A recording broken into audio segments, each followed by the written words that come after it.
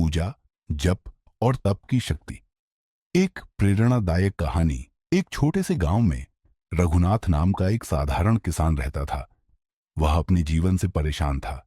उसकी फसल खराब हो जाती, पैसे की तंगी रहती और उसका मन हमेशा अशांत रहता। एक दिन वह गांव के एक संत के पास गया और अपनी समस्याओं का हल पूछने लगा।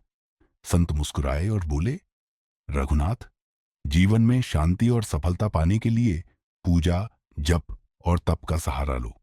यह केवल कर्मकांड नहीं, बल्कि आत्मा को शुद्ध करने का माध्यम है। जब तुम्हारी आत्मा शुद्ध होगी तो सभी समस्याओं के समाधान तुम्हारे भीतर ही मिलेंगे। रघुनाथ ने संत के कहे अनुसार हर सुबह भगवान की पूजा शुरू की। वह मंत्रों का जप करता और हर दिन कुछ समय तप, ध्यान में बिताता। धीरे धीरे उसका मन शांत होने लगा। उसके विचार सकारात्मक हो गए और वह अपने काम में ध्यान देने लगा।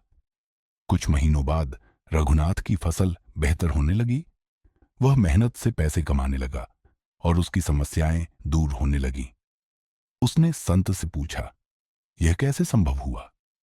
संत ने उत्तर दिया, पूजा से तुम्हारे भीतर भक्ति का संचार हुआ। जब से तुम्हारे विचार शुद्ध हुए और तब से तुम्हारी आत्मा में स्थिरता आई। जब तुम्हारे भीतर संतुलन और शांति आई तो बाहरी समस्याएं भी हल होने लगी। यह सुनकर रघुनाथ समझ गया कि पूजा, जप और तप केवल भौतिक लाभ नहीं, बल्कि आत्मिक उन्नति का मार्ग है। तभी से उसने इसे अपने जीवन का हिस्सा बना लिया। सारांश: पूजा, जप और तप से आत्मा शुद्ध होती है, मन को शांति मिलती है और व्यक्ति के कर्म सुधरते हैं।